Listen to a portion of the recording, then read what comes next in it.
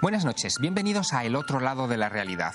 En esta ocasión les vamos a proponer un recorrido sorprendente por las calles de la ciudad de Madrid y por algunos enclaves de nuestra comunidad. Un recorrido sorprendente porque estamos rodeados de símbolos mágicos, de influencias esotéricas y no nos hemos dado cuenta de ello, pese a que algunas de las cosas que citaremos hoy aquí probablemente las cruzamos a diario.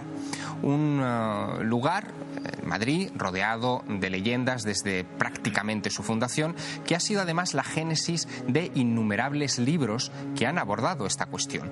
Uno de ellos corresponde a nuestro primer invitado, Duendes, Fantasmas y Casas Encantadas de Madrid. Es la obra de Ángel del Río. Buenas noches. Hola, buenas noches. Ángel del Río, periodista, cronista de la Villa, autor de esta y de muchísimas otras obras. ¿Realmente Madrid es una ciudad de duendes? Bueno, yo creo que es una ciudad rica históricamente en duendes, fantasmas, acontecimientos extraños y que forman parte, esa leyenda forma parte de la historia, y hay casos muy conocidos, casi universales, pero hay otros pequeños casos que sería curioso descubrir. Yo he recopilado en ese libro más de 100 casos de esto, 100 casos. Más de 100 casos de esta naturaleza, y algunos realmente son sorprendentes y yo creo que debemos conocer, porque en la medida que conocemos un poco la infrahistoria costumbrista y de leyenda, conocemos más cuáles son los orígenes de Madrid y cuál es su propia historia. Algunos lugares clave, por ejemplo, enfrente del Palacio del Conde Duque, ¿no? Había una famosísima leyenda de la Casa de los Enanos. La Casa de los Enanos. De los Enanos, había la aparición de unos personajes, unos enanos que incordiaban a unos señores que se dedicaban, pues por las noches, a jugar clandestinamente a las cartas, armaban un escándalo tremendo, y los enanos aparecían hasta el punto de que una vez se enfrentaron a ellos y fueron los enanos los que les pusieron pies en polvorosa. Después se dijo que aquello de los enanos era un viejo truco, que eran unos falsificadores de monedas que estaban en el subsótano, con lo cual les molestaba que hubiera alguien encima. Bueno, duende y mucho pícaro entonces en Madrid. Sí, desde luego. Otro de los libros importantes que se han publicado sobre Madrid es este, La Guía del Madrid Mágico. Fue escrito hace muy poco tiempo por Clara Tahoces. Buenas noches, Clara. Buenas noches. Ella es periodista y escritora, redactora de la revista Más Allá, y en este libro nos propone algunas rutas mágicas para recorrer Madrid. Es una ciudad realmente llena de enclaves sorprendentes, ¿verdad? Te encontramos hasta antiguas momias egipcias por aquí. Desde luego, Madrid, en otra cosa no se puede decir que haya mar, por ejemplo, pero es muy rica en todo tipo de leyendas, simbolismo, magia, y desde luego hay muchísimos casos que, no siendo quizá demasiado conocidos, sí que albergan un cierto misterio, digamos un paradigma esotérico que, bueno, pues es bastante interesante conocer, sobre todo a los madrileños. Sin embargo, lo que investigando para este programa más ha sorprendido al equipo del Otro Lado de la Realidad es la existencia de un, vamos a llamarlo así, urbanismo simbólico.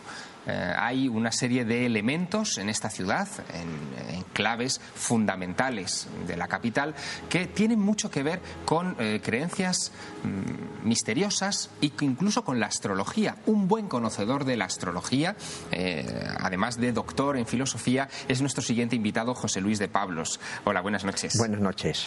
Esto es así, tendríamos que movernos justo a la Plaza de Cibeles, que es un lugar lleno de simbolismo astrológico, ¿no? Es que ocurre una cosa, da la impresión de que el eje Prado, Recoletos, Castellana funciona como un eje simbólico y de alguna manera como un estructurante, digamos, de la ciudad a niveles profundos. Algo extraño ocurre ahí y yo pienso que no es único de Madrid. Pienso que las ciudades tienen tendencia a estructurarse en función de símbolos profundos que serían un poco como su trasfondo. Ahí vemos, por ejemplo, la Plaza de Cibeles. Efectivamente. Y el Palacio de las Comunicaciones. Ahí. El Banco de España, que es otro de los ejes de esa plaza emblemática.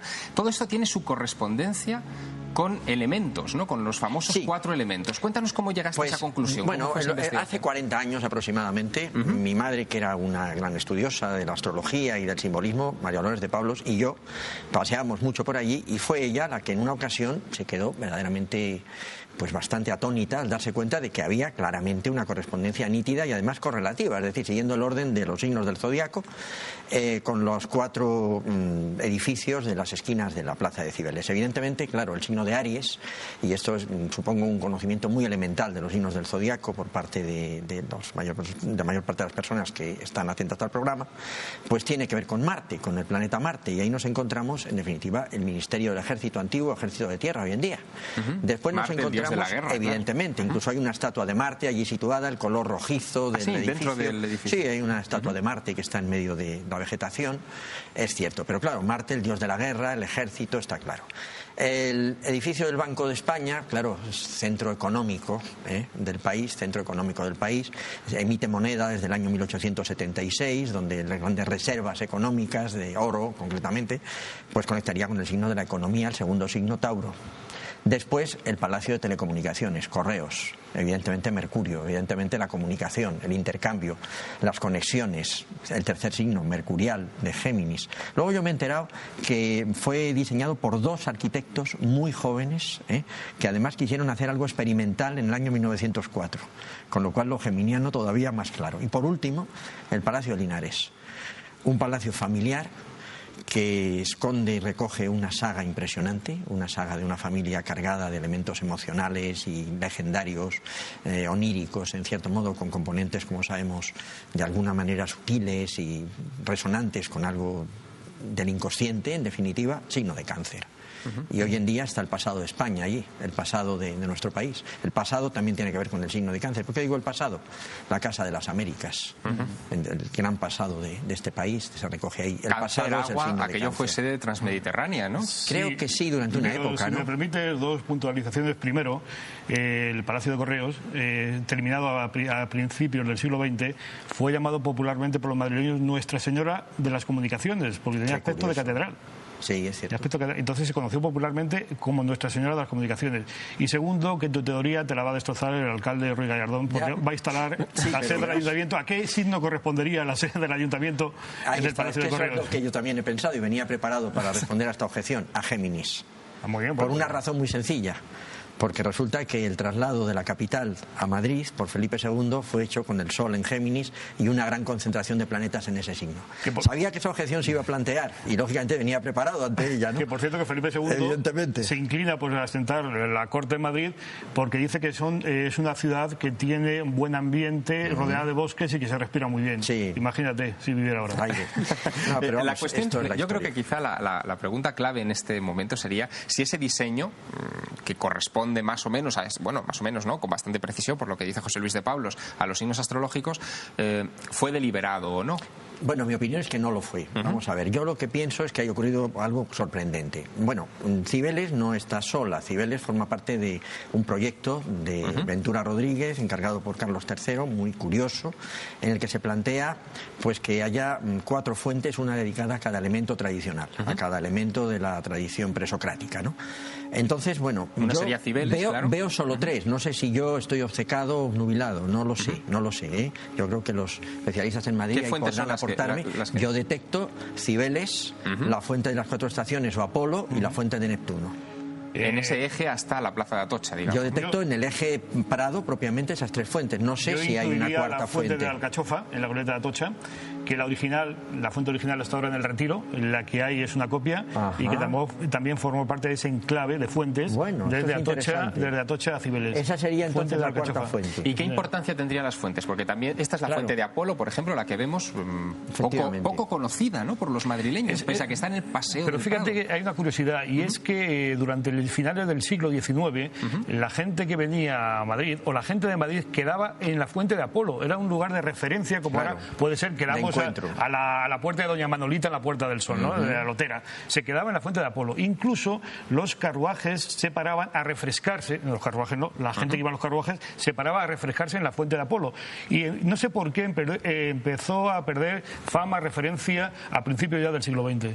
Es decir, que tendríamos aproximadamente, si cogemos una carta de Madrid, tendríamos la Cibeles, que sería Una de esas fuentes, digamos, que correspondería a los, la principal, a los 4 elementos. De hecho, ¿A qué elemento correspondería? A la tierra, sin la más mínima duda. Este sería tierra, ¿no? Claro, Cibeles es una de las advocaciones de la diosa de la tierra. Bien.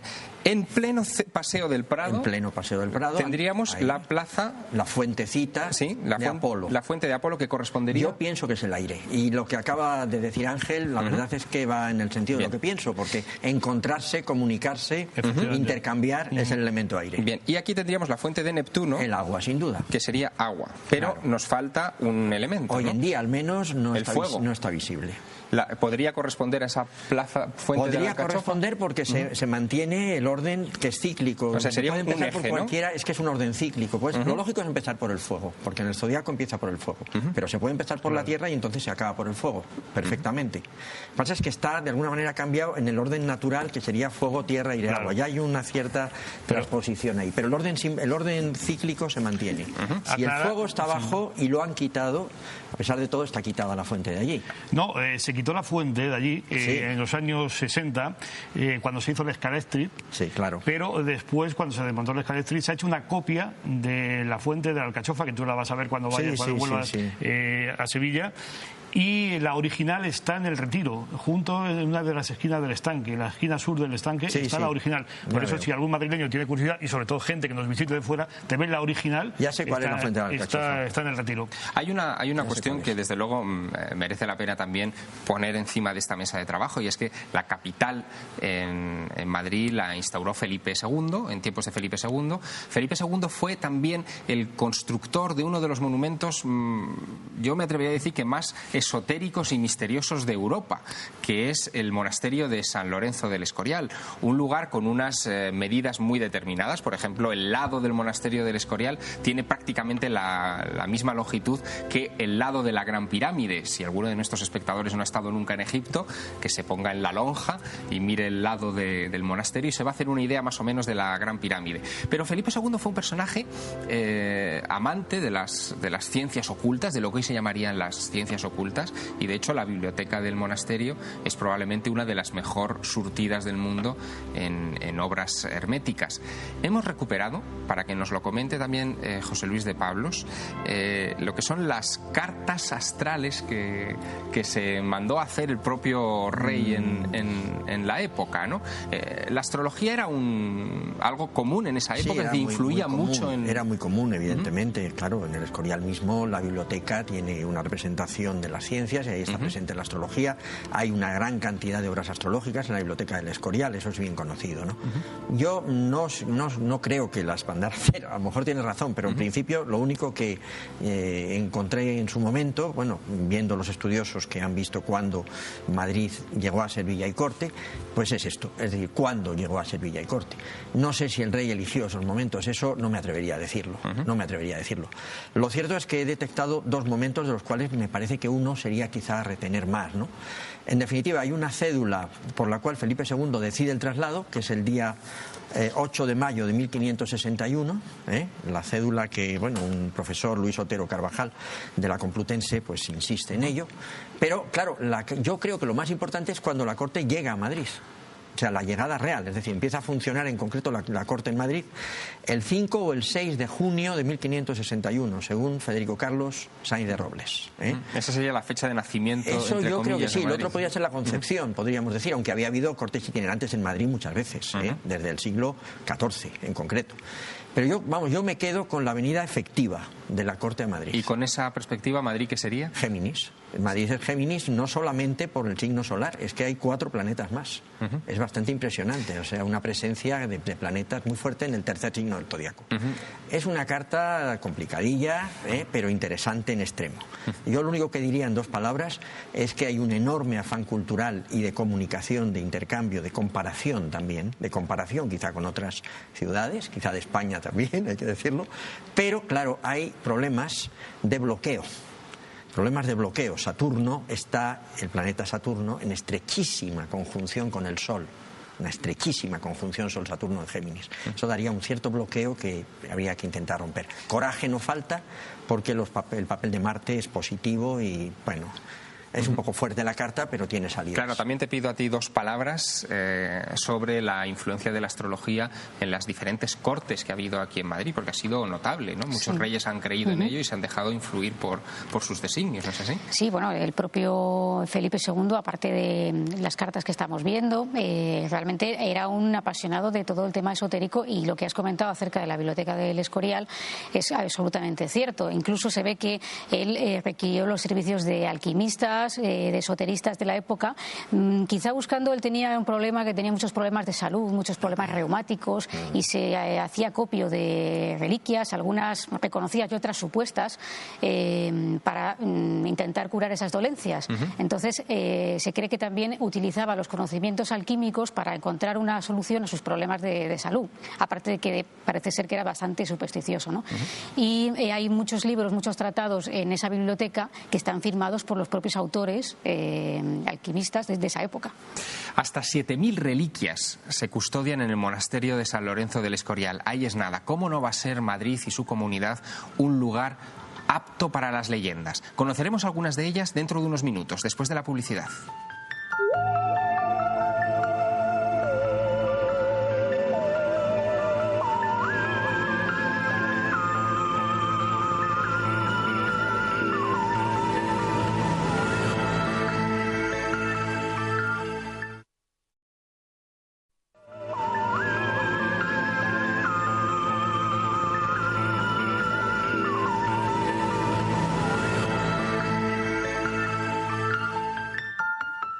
Continuamos nuestro viaje por los secretos de la ciudad y de la Comunidad de Madrid.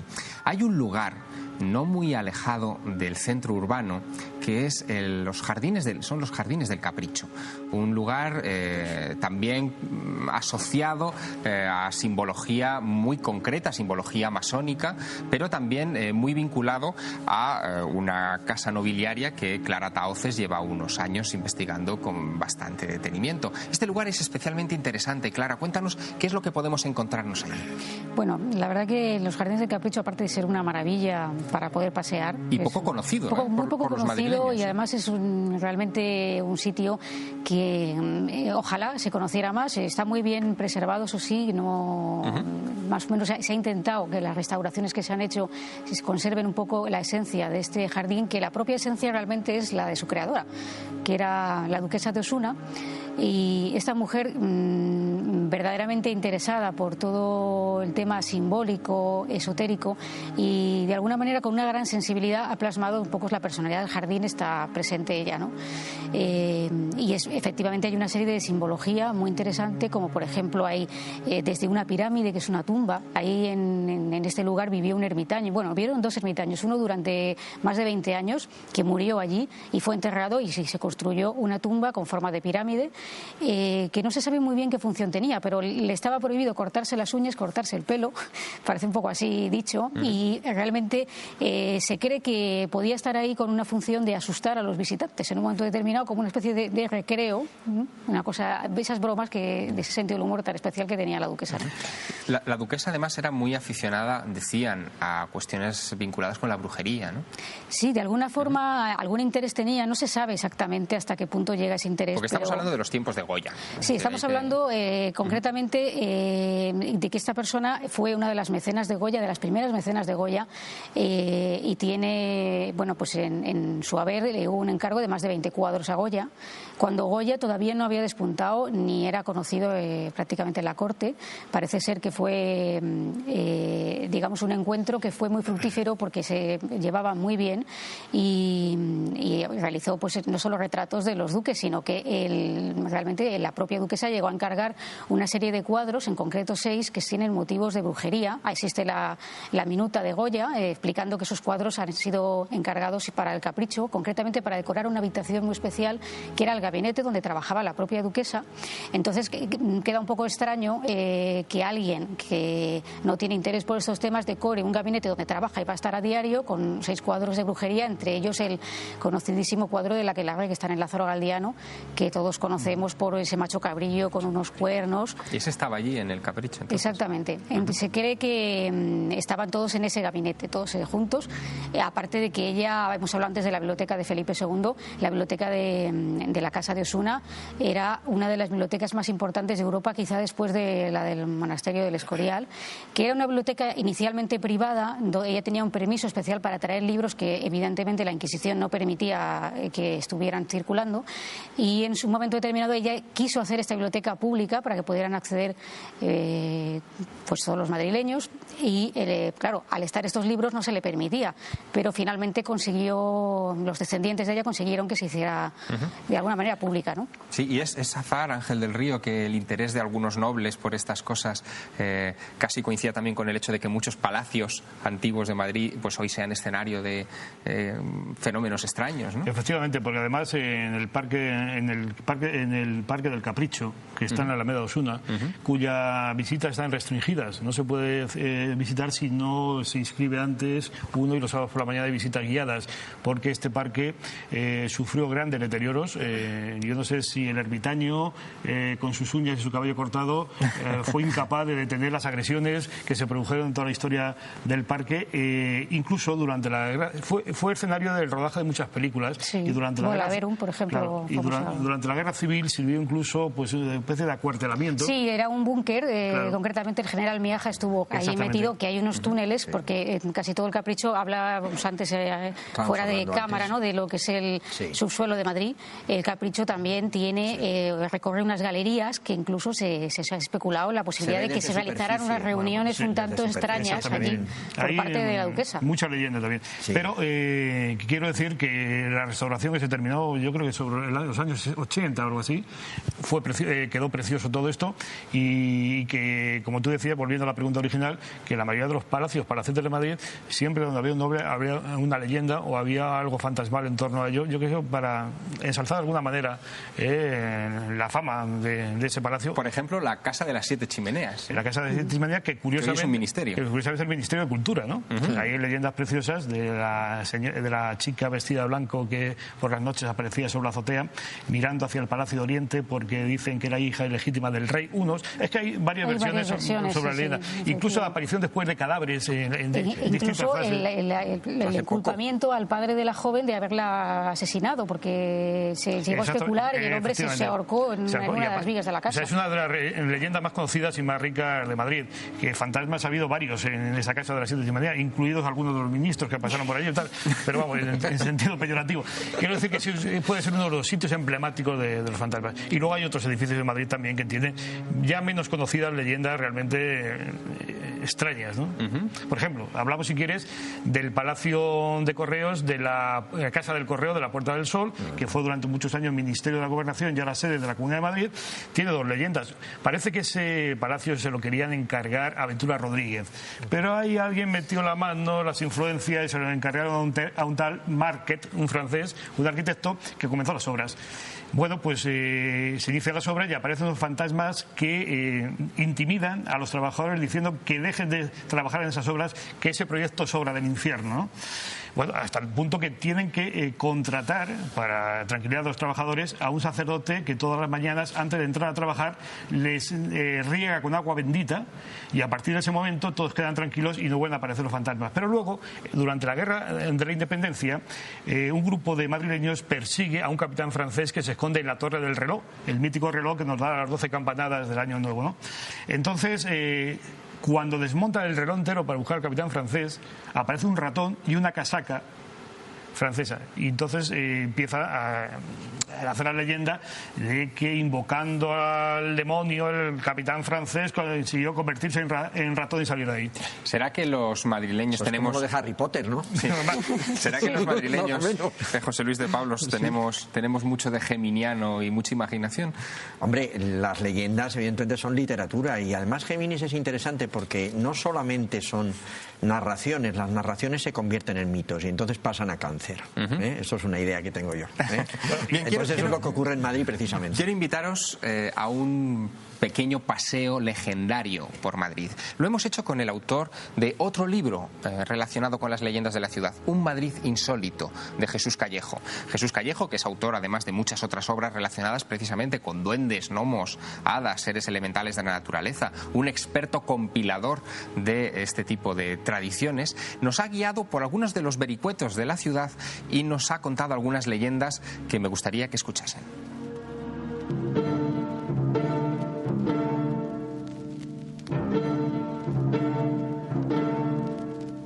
Si queremos hacer un recorrido por el Madrid mágico, es indispensable localizar la Basílica de Atocha, que es la que tenemos aquí a mi espalda. Es un lugar emblemático porque alberga una de las figuras importantes dentro del cristianismo, que es la Virgen de Atocha. La Virgen de Atocha originalmente era una virgen negra. Es la patrona oficiosa, no la patrona oficial, que es Nuestra Señora de la Almudena, pero las dos tienen unas características comunes.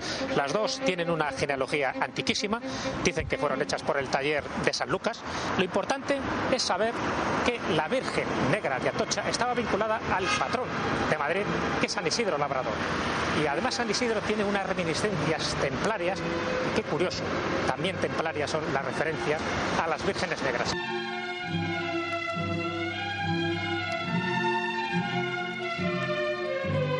Nos encontramos en el Museo de Antropología, antes llamado el Museo Etnográfico, que tiene cantidad de objetos insólitos en su interior. El fundador de este museo es un personaje muy curioso, el doctor Velasco. Dentro del museo podemos ver una reliquia pagana, por decirlo así, que es el esqueleto de un gigante extremeño. Este gigante se llamaba Agustín Duelmo e hizo un pacto con el doctor Velasco, y era que cuando él muriera, y murió a los 26 años, cediera su esqueleto para la ciencia, para que él lo pudiera embalsamar y luego recoger sus huesos. Es un esqueleto curiosísimo porque esas 3.000 pesetas que le tuvo que pagar en vida para que pudiera ceder ese esqueleto ha servido para que ahora se convierta en uno de los rasgos antropológicos más importantes de este museo repleto de cosas curiosísimas. Siguiendo con nuestro recorrido por el Madrid mágico, quiero destacar algo que a mucha gente le pasa desapercibido, sencillamente porque cuando uno pasea por las calles de Madrid está más preocupado de que no le atropellen los coches y siempre está mirando para abajo. Pero hay toda una aventura que es mirar para arriba, mirar para los aleros de algunos edificios de Madrid, como es este caso. Estamos hablando de un edificio que está en la calle Hileras, esquina con la calle Arenal, que está repleto de simbolismo. Hay esfinges aladas, hay cariátides, hay símbolos protectores, en definitiva.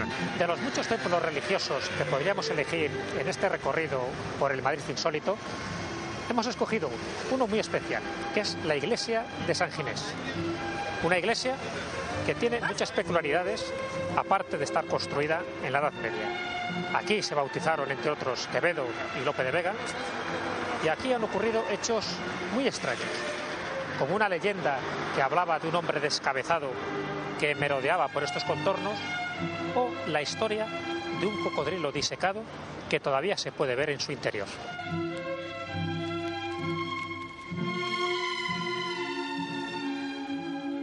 Está claro que no es necesario viajar a Londres para encontrar fantasmas sin cabeza u otra clase de espectros.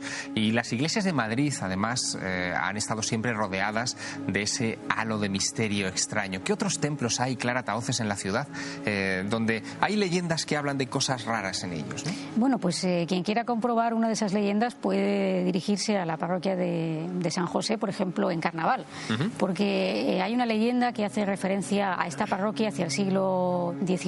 ¿La parroquia de San José dónde está? Sí, está en la calle Alcalá, casi esquina con Gran Vía. Ajá, es una perfecto. parroquia que probablemente muchos madrileños habrán pasado, pero a lo mejor no se han detenido a mirar o a entrar, ¿no? Y tiene una leyenda muy curiosa y muy sorprendente, ¿no?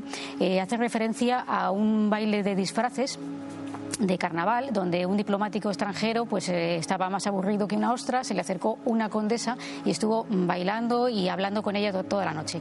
En un momento determinado la condesa les requiere que salgan, que quiere enseñarle algo que está cerca de allí, y se dirigen a la parroquia de San José, entran en la parroquia, que estaba abierta sorprendentemente, y a lo lejos se ve un catafalco. Este catafalco, pues ella le empieza a decir, ¿sabes quién yace en este catafalco? Y el hombre pues empieza un poco a asustarse por lo normal de la situación, Y bueno, cualquiera, pues desde luego. Entonces le dice ella que la persona que yace es ella misma, que se va a ser al día siguiente enterrada. Entonces, claro, cuando él ya repara en esto, al volverse ella ya no estaba.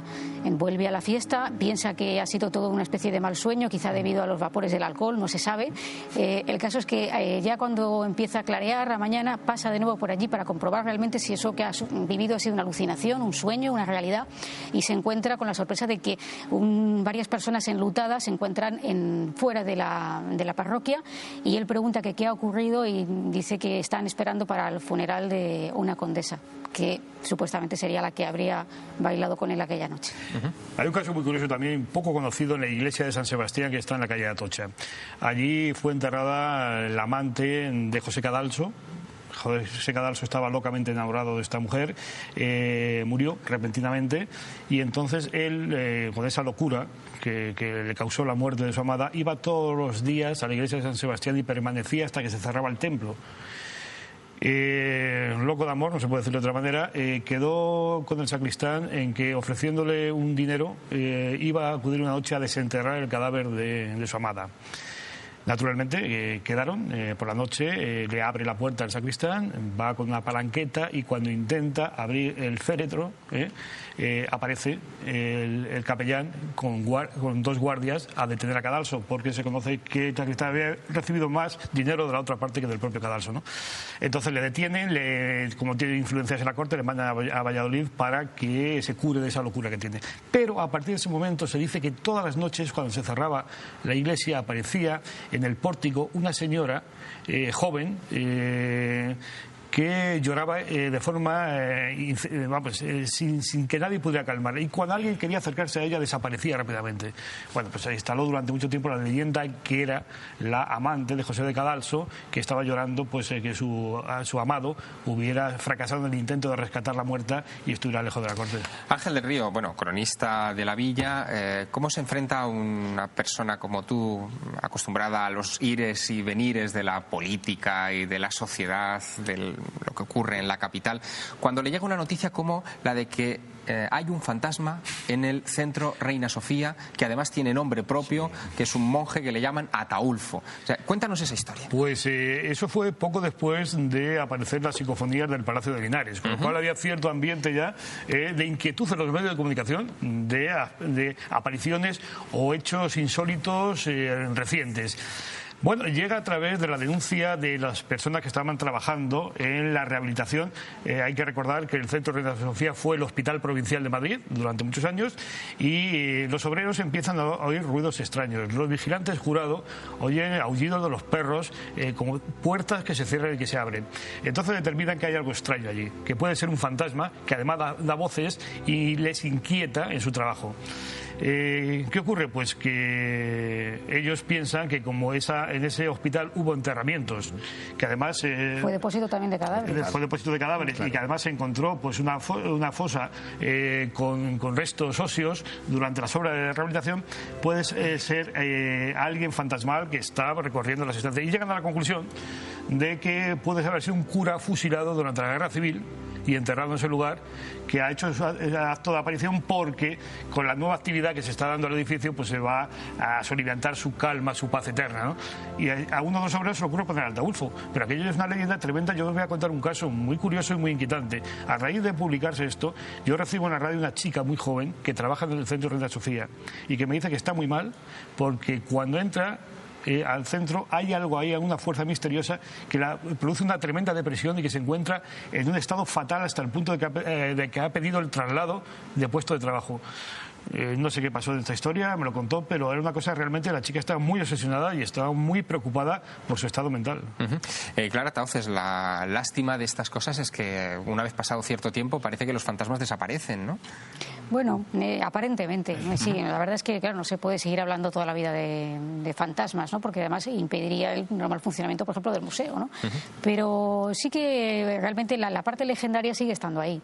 Y muchas veces, pues cuando suceden obras horas es cuando parece que se remueve algo. No sabemos muy bien el qué. Es una de las hipótesis también que se barajan en relación a las casas obras encantadas. En Madrid hay muchas. Ese es el tema, que por eso igual hay tantos fantasmas. Leyendas de fantasmas yo he oído, vamos, que se remontan al siglo XVIII, XIX. Por ejemplo, no sé si el primer fantasma de Madrid fue el abuelo de los fantasmas, que es una leyenda que surge a principios del XVIII en el Rastro, la zona del Rastro. Y esta leyenda de la zona de la Plaza del Rollo, que un noble había sido seducido por una dama que estaba en un balcón, subió, estuvo con ella, después se fue, volvió a la noche siguiente y resulta que la casa estaba totalmente abandonada, llena de polvo, y bueno, y todo había sido un viaje en el tiempo, pero vamos a ver, hacia el pasado, según la interpretación más.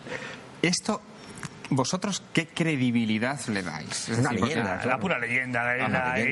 Alguien que se inventa, que monta una historia de esta naturaleza y que después se difunde, se dicen los mentideros de la villa, que era un poco como las emisoras de radio de la época. Sí, pero vamos a ver, Ángel, hay leyendas y leyendas. Está, por ejemplo, el asunto de la Plaza de Oriente, que incluso muchas de las estatuas que hoy deberían estar colocadas en el Palacio de Oriente las tenemos que contemplar en el Retiro o en otros puntos. Por culpa de unos sueños de Isabel de Farnesio, que soñaba que un huracán, una tempestad asolaba Madrid y que derribaba las estatuas colocadas sobre ellas. Y entonces está en el paseo de las estatuas del Retiro, algunas descabezadas, lamentablemente. También hay que tener en cuenta que ese sueño puede tener algún viso de realidad, porque son estatuas de tamaño natural. Es decir, que en cierta medida el sueño de ella... En el Parque de María Luisa de Sevilla hay algunas estatuas, y en la propia Plaza de Oriente. Pero Clara, tú también eres experta en sueños, publicaste hace algún tiempo un diccionario de sueños. Este tipo de sueños pueden ser un aviso, ¿no? Pueden ser entendidos como un aviso. Este en concreto puede tener una explicación, como decimos, que en un momento determinado el inconsciente asocia que efectivamente esas estatuas son demasiado grandes y que puede verdaderamente venir un viento y llevárselas abajo, ¿no? Pero sí hay algunos casos en los que yo pienso que, aunque efectivamente hay mucha parte legendaria que, bueno, pues nos gusta. A los madrileños está claro que nos gusta crear leyenda, y ya se vio lo que pasó cuando el Palacio de Linares, ¿no? Pero hay algunos casos que tienen algunos visos de que algo pasó realmente. Yo siempre pienso que hay algún fondo, un trasfondo de cierta realidad que luego se ha deformado o se ha cambiado, transfigurado, pues según el tiempo, también lo que eran los mentideros, ¿no? Que es un poco todo el cotilleo que había en la época, y que, bueno, pues eso tiende a deformar las historias, pero algunas de ellas pues tienen algún aviso real. Lo que hablábamos antes, por ejemplo, de la Casa de las Siete Chimeneas, es cierto que al hacer la restauración de este edificio, antes de ser el Ministerio de Cultura, para hacer un banco, encontraron en los sótanos unos huesos de mujer y unas monedas de la época de Felipe II. Es decir, algo de trasfondo siempre hay que luego queda deformado, evidentemente. Sí, toda leyenda tiene siempre un pozo de verdad. Encuentras algunos fallos en la leyenda. Por ejemplo, la leyenda de la calle de la Cabeza, del sacerdote asesinado por su criado portugués que huye y que cuando vuelve pasado el tiempo, pues va al rastro y le sorprende en la Ribera de Curtidores con un envoltorio de periódico que está chorreando sangre. Dice que es una cabeza de carnero que ha encontrado, y entonces al descubrir era la cabeza de su amo. ¿Por qué sospechan que lleva algo sangrante o que no es una cabeza de carnero? Es que el rastro se llamaba así porque era el matadero público de Madrid, donde la sangre de las reses dejaban rastro. O sea, es sospechoso que precisamente en ese caso quisieran ver lo que llevaba ese señor envuelto, cuando era una cosa normal entre todos los que acudían a esa zona, ¿no? Y por buscarle un sentido práctico a lo que estamos hablando aquí esta noche, José Luis de Pablos nos ilustraba antes sobre esa disposición astrológica de algunas fuentes de Madrid. ¿Esto sirve para algo? Es decir, ¿es algo más que una mera decoración o puede ser o convertirse en algo práctico para los madrileños que paseen por ahí? Bueno, una cosa importante es que esto yo no creo que haya sido decidido. Me refiero a lo de la estructuración de los 4 signos en torno a las Cibeles. Las 4 fuentes sí, porque eso fue un proyecto, claramente. Entonces nos encontramos, por una parte, un proyecto que ha tenido avatares especialmente curiosos en relación con una de las fuentes, que se quitó, se volvió a poner, que sería la de fuego, según mi criterio, y nos encontramos con una estructuración espontánea. Solo deciros que me parece importante notar que los mandalas, mandala es un término hindú que se refiere a ciertas estructuras que focalizan la meditación en torno a un círculo y normalmente con una estructura cuaternaria alrededor, cuando tienen un valor surgen espontáneamente. Entonces sería literalmente un mensaje del inconsciente colectivo que de alguna manera llega a nosotros. ¿Sería un mandala para meditar allí? Pues de alguna manera, bueno, yo recordaría, por ejemplo, el comienzo de A orillas del río Piedra, de Paulo Coelho, que empieza precisamente en la plaza de Cibeles, cuando Brida, que llega a Madrid, pues llega a la Cibeles, reconoce a la diosa, y entonces se baña en las aguas. Es curioso, o sea que hay gente en el mundo que está viendo que Cibeles es algo muy especial. Lo que sí quiero decir es que creo que se trata de una estructura para meditar y para clarificar nuestra relación con la ciudad. Evidentemente, el hecho de que una parte haya sido, por así decir, planificada y otra parte haya sido espontáneamente generada, es una especie de unión, digamos, de lo humano y lo cósmico en una estructura integradora de lo humano con el cosmos, que es como yo lo veo, que realmente es el eje con un foco central, que sería la plaza de Cibeles. También hay una referencia muy importante a la Tierra. Cibeles es la Tierra, es Gaia. Entonces, evidentemente, sería importante meditar sobre la relación del hombre urbano con el planeta, ¿no? Cibeles es reivindicativa, no es una vocación suave de la diosa. También asociada con Isis. Sobre todo con Rea. Sobre todo con Rea, es decir, la madre de los olímpicos. Y podría ser la naturaleza que no se somete. De hecho, los leones son Hipómenes y Atalanta. Han sido convertidos en leones porque fueron irrespetuosos. Se está pidiendo, digamos, una reconducción ecológica del madrileño, a mi modo de ver, y del hombre en general. Bueno, no deja de resultar curioso que tengamos en el centro urbano de Madrid y en un lugar que quizá recoja la mayor densidad de tráfico de toda la ciudad, un instrumento para meditar. En fin, quizás sea la lección que aprendamos esta noche aquí, instrumento, ¿no? Que nos habría sido dado por el universo. No creo que nosotros conscientemente lo hayamos puesto. Solo terminar diciendo que la Cibeles no estaba en el centro antes. No. Entonces ha habido ahí una especie de configuración espontánea. Pasa al centro y aparecen los edificios. Ahora, efectivamente, Correo se va a convertir en sede de la ciudad Géminis. Bueno, suponiendo que eso lo hagan. Hay incluso restos de cárceles de la Inquisición en Madrid, ¿verdad? Sí. Que también tienen sus leyendas, claro. Sí, precisamente hablaba Ángel de la calle de la Cabeza, del crimen de la calle de la Cabeza. Pues en esa misma calle existe, hace esquina con Avapiés, me parece que es lo que era la antigua cárcel eclesiástica de la Corona o cárcel de la Inquisición, que ahora mismo es una taberna que conserva parte de ese pasado con sus rejas, y que es un sitio pues bastante, bueno, está muy acondicionado y muy bien puesto ahora, todo hay que decirlo, pero no deja de dar un cierto escalofrío pensar que ahí incluso ha habido muertes, ¿no? Cuando las turbas entraron en cierto momento a las personas que estaban y los mataron. Y bueno, pues es un lugar que está en pleno centro de Madrid. Bueno, muchos lugares, por tanto, para visitar en la ciudad, para intentar meditar en la ciudad. Les hemos abierto la puerta, por lo menos una rendija, para que ustedes intuyan que hay otro Madrid distinto al que estamos acostumbrados a contemplar. Quedaos con nosotros unos instantes porque entramos en los momentos finales del programa, donde la persona que nos trae la información y lo que ustedes nos envían es Carmen Porter. Buenas noches, Carmen. Buenas noches, Javier. Bueno, habrás visto que Madrid tiene una óptica mágico, completamente diferente, ¿verdad? Totalmente. Y lo que no tenemos, nos lo traemos, porque de eso va pues las preguntas que nos han mandado nuestros espectadores. Adelante. Sabéis que hay una exposición que ahora está en Madrid, que es la de los guerreros de Xi'an. Bueno, pues Marcos Segura nos dice que quiere ir a ver esa exposición, pero que de cuándo y de qué forma se descubrieron estos guerreros, Javier. Hay que contarle que se descubrieron en 1974 por casualidad, unos campesinos. Fíjate, ahí estamos viendo las imágenes. En Madrid tenemos 10 que se podrán ver hasta el próximo 9 de enero, todos los madrileños y toda la gente de fuera que quiera venir a verlos.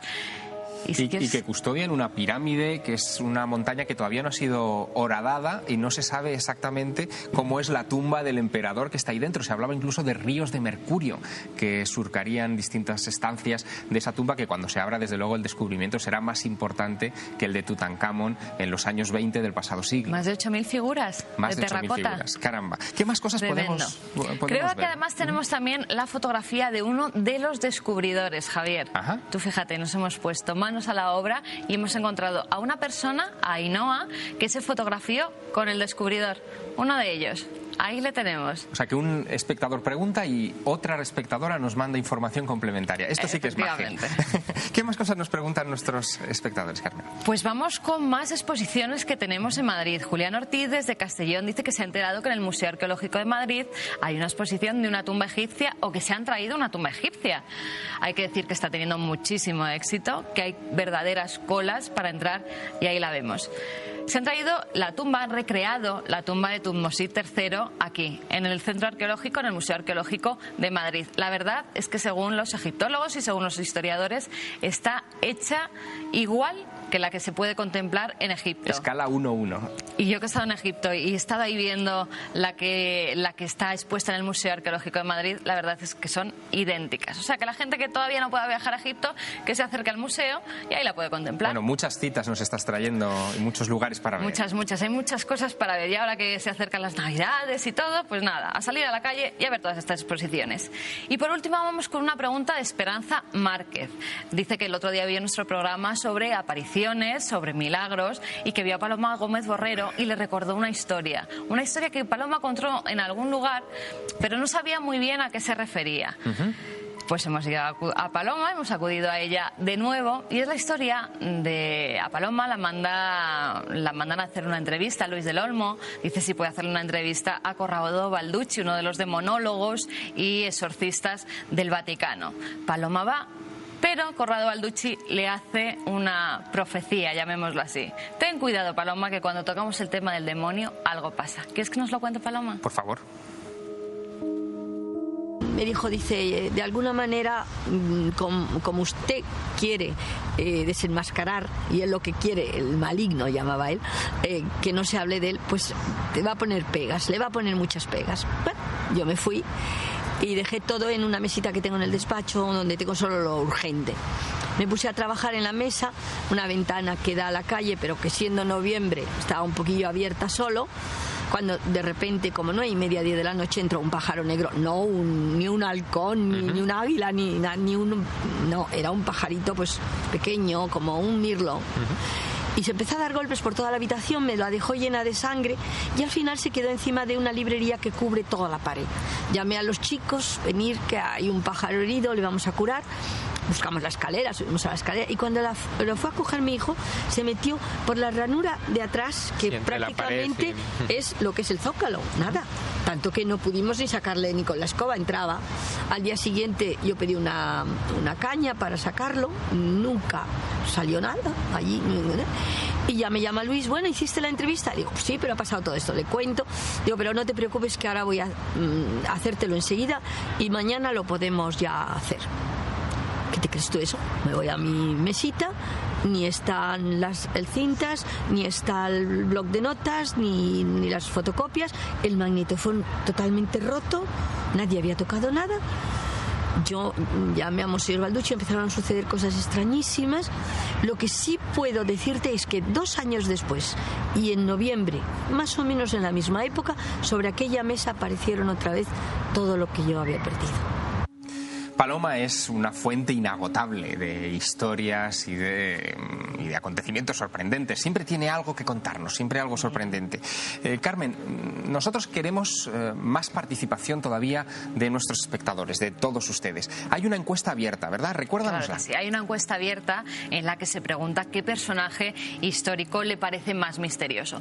Para votar sobre ese personaje tienen que entrar en la página de Telemadrid, que es www.telemadrid.es. Allí va nuestro programa y pinchan en encuesta y le van a salir 4 opciones para ese personaje misterioso. El primero de ellos, que está muy de moda, Leonardo da Vinci. Julio Verne, en segundo lugar, Tutankamón, y por último una figura histórica por todos conocida, Jesús de Nazaret. Pues ahí entren, voten, y la semana que viene daremos los resultados, Javier. Sí, porque además votando ustedes nos ayudan también a decidir algunos de los temas que tenemos en cartera y que queremos irles ofreciendo en las próximas ediciones de este programa. Pero si además, Carmen, quieren dirigirse a nosotros y enviarnos documentación, fotografías, información, ¿cómo pueden hacerlo? Pues como siempre están abiertas 2 líneas a través del mail, que es madrid.telemadrid@ me he equivocado, volvemos con ello, madrid.elotrolado@telemadrid.es. Sí, no es fácil el correo, ¿eh? Es un poco largo, pero bueno, lo repetimos y además sale en pantalla sobreimpresionado. Y también por correo normal, una postal, una carta, sus fotografías que nos han mandado a El Otro Lado, Telemadrid, Paseo del Príncipe número 3, 28223, Pozuelo de Alarcón, Madrid. Muchas gracias, Carmen. Gracias hasta la semana Javier. que viene. Ya estamos en esa recta final, Ángel del Río, si podemos recomendar a nuestros espectadores algún sitio realmente misterioso donde se vayan a encontrar algo, qué metro deben coger y a dónde pueden ir. Yo recomendaría que se vayan a la Plaza de Oriente, el metro de la Puerta del Sol, metro de Plaza de España, porque también en torno al Palacio de Oriente hay algunas leyendas, es un sitio misterioso, en torno a la Catedral de la Almudena hay alguna leyenda también, a los restos de la muralla. Yo creo que van a encontrar una zona donde va a ser un reencuentro un poco con la historia, porque cuando se construyó el Palacio de Oriente, mientras se construyeron, murió un obrero empujado por una sombra fantasmal sobre uno de los lienzos del palacio, y ahí también tuvo que contratar, curiosamente, a un cura para que exorcizara aquello. Bueno, pues si van al Palacio de Oriente, sobre todo vayan con cuidado. Estamos en Navidad, tienen ustedes probablemente más tiempo para pasear y para leer que en cualquier otra época del año. Nosotros les hemos hecho sugerencias de varios libros, hemos traído a nuestra mesa a invitados que nos han ilustrado sobre qué puntos exactos de la ciudad son los ejes del misterio, y a todos ellos, desde luego, les quiero dar las gracias. A José Luis de Pablos, muchas gracias. Muchas gracias a vosotros. A Clara Tahoces y Ángel del Río. Encantado. Buenas noches y hasta dentro de 7 días, que volveremos con otro misterio. ¿Cómo no? Aquí, en El Otro Lado de la Realidad. Hasta pronto.